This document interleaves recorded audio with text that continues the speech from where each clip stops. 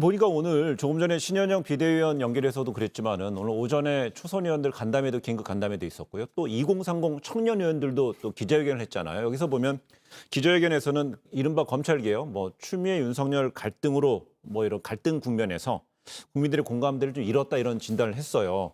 근데 또 초선 의원들 간담회 이 같은 결인 것 같아요. 그래서 이런 어떤 당내 어떤 나오는 다양한 목소리는 어떻게 봐야 될까요? 초선 의원들의 경우에는 전통적으로 사실 당이 어려움에 빠지거나 위기를 맞게 되면 거기에 대해서 변화를 촉구하는 역할을 대부분 이제 초선 의원들이 해왔습니다. 네. 그런데 지금까지의 이제 여당의 상황에서는 사실은 초선 의원들이 이제 그 지도부의 어떤 방침에 그대로 따르거나 또는 지도부가 설정한 어떤 정책 방향 그런 것을 좀 더 충실히 이행하는 것에 자기 역할을 가져왔던 게 사실이거든요.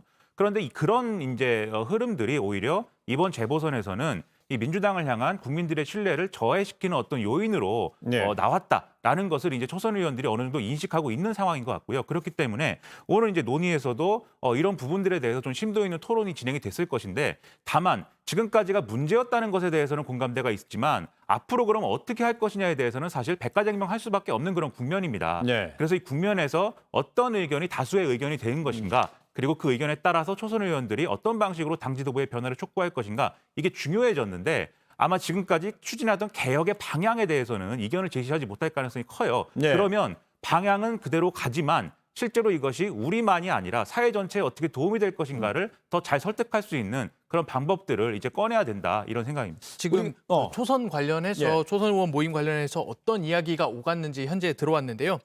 현장에서는 검찰개혁이라는 블랙홀에 빠져 민생에 소홀했다 이런 발언이 있었고 청와대에 더는 국민의 눈높이에 맞지 않는 인사는 하지 말라고 요구해야 한다. 이런 젊은 초선들의 목소리가 또 나왔습니다. 또 당 지도부 선거는 물론 대선에 초선 의원들 그러니까 젊은 층이 도전해야 된다. 이런 얘기도 나왔는데요.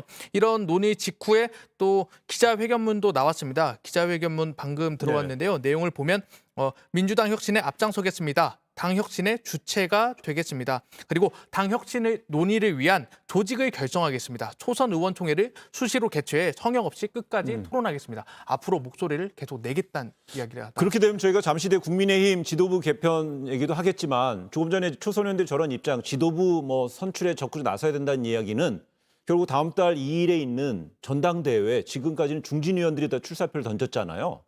혹시 초선 의원들도 소장팔 대표로 해서 대표성을 갖고 좀 출마 목소리가 나올까요? 지금은 이제 그러한 의견들이 언론에 보도될 정도로 가시화돼서 이렇게 나오고 있는 건 아니지만 앞서서 본 예를 들면 지금 지도부와 그동안의 이제 당의 어떤 모습과 결이 다른 이제 언급들을 한 그런 인사들이 있지 않습니까? 예를 들면은 이전에 이제 조금 박해 이렇게 해서 불렸는데 예. 이게 그중에 이제 금은 이제 당을 나갔고요. 금태섭 전 의원은 나갔고 이제 나머지 분들 중에서 혹시라도 이제 초선들의 지지를 받아서 또 의견을 모아서 이렇게 지도부에 이제 입성을 한다던가 그런 어떤 케이스는 또 있을 수도 있다고 보여요. 특히 이제 조홍천 의원 같은 경우에는 계속해서 당에 이렇게 지금 여러 가지 검찰 개혁의 방향이라든가 이런 것들에 대해서 이견을 또 드러내 왔거든요. 그래서 이런 게 좀 상징적으로 보여질 수 있는 그런 판을 또 만들 수가 있는 거냐 이게 또 하나의 역량으로 평가될 것으로 보입니다. 알겠습니다.